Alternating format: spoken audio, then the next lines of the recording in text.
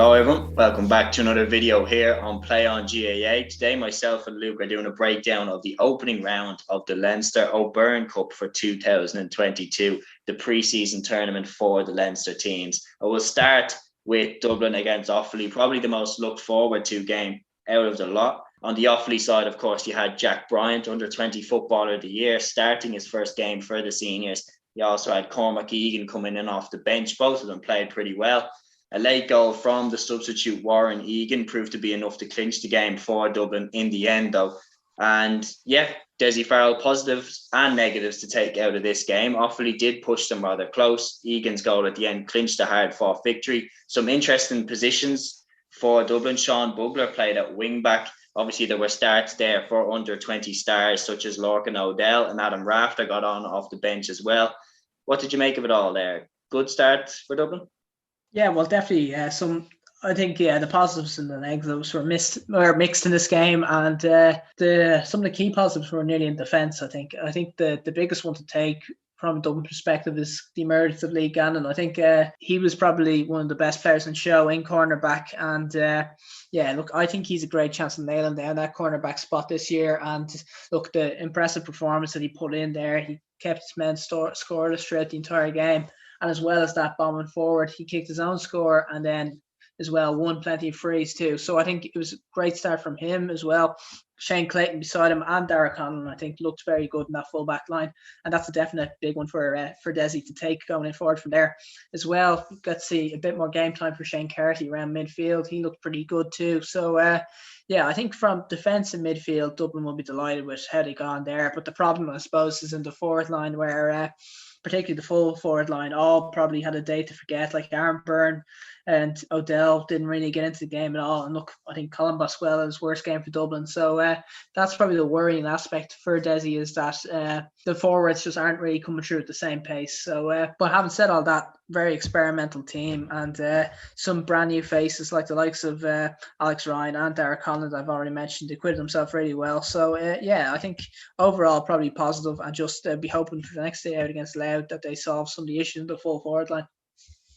Yeah, without doubt. I mean, I wouldn't be too worried if I was O'Dell. I mean, we've seen the talent that he has at the under-20 level. I mean, he will come good for Dublin. But as well as that, interestingly enough, Tom Lahiff, who did play wing-back for St. Jude's throughout the club championship, he played wing-back for Dublin there today. Is that a move that you would like to see replicated come the league even? Yeah, well, look, I think it makes so much more sense because he is a wing back, and I think the more eye-opening thing was that he was even playing for midfield for Dublin at certain points last year, because when he wasn't even considered a midfielder by his club. So look, I think for himself it's probably better that he's back into wing back, where that's his best position, that's where he plays his best football, and it gives him the best chance of playing for Dublin. So yeah, I think that should be the move going forward. Agreed. I think he's at his best there, and he reminds me a lot of James McCarthy, the way he's so tall and such a powerful runner from deep. In the other results, obviously Wexford racking up a massive tally there, beating Laois by 6 goals and 10 points to 13 points. Not the best start for Billy Sheehan as Laois football boss. Longford beat Louth by 2-13 to 14 points, and Kildare beat Westmeath by 19 points to 8. A good start there for Glenn Ryan as Kildare boss. What do you make of these results?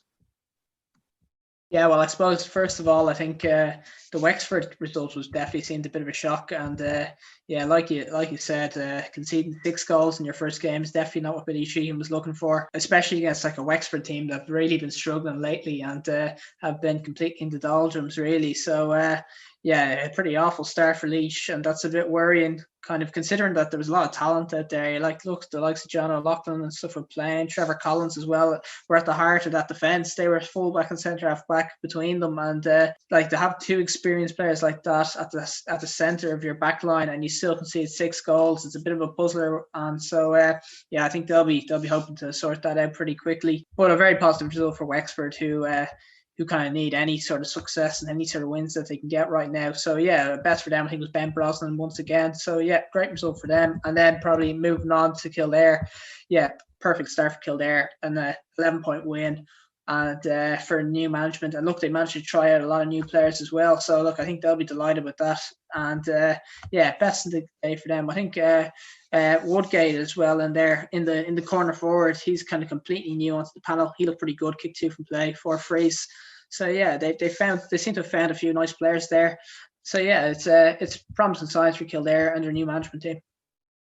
Yeah, and on top of that, the Longford Loud game. I mean, Oren Kenny, an under 20 star there at Longford. He was their key man inside. He struck a goal to cut the gap to 3 in the closing stages. Then they drew level, and Ross McInerney then helped to a victory with a goal on 63 minutes. So 2 new faces in the Longford panel there in Kenny and McInerney.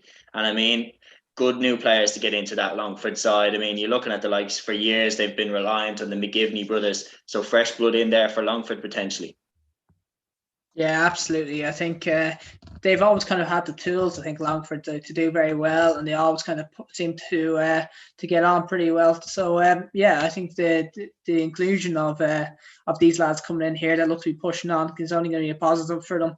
So yeah, they've some nice pieces. I think you made a good point there. Oren Kenny is obviously is very good corner forward, but then as well you've got Hagan in the other corner forward. He's been playing a lot for DCU as well lately. That he's a very quality player in the forward line. So yeah, they're gonna they're one of these teams that seems to put it up to anyone they play. And yeah, look, we can all remember their run through the championship qualifiers in recent years. So they add a few more pieces to complement the likes of Mickey Quinn, Darren Gallagher in midfield. I think they'll be flying. So yeah, great start for Longford.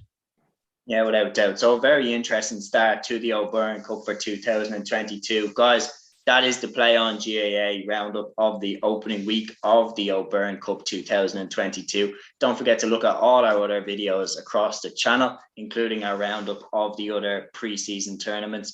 Like, subscribe, comment, and share. And until the next video, guys, take care.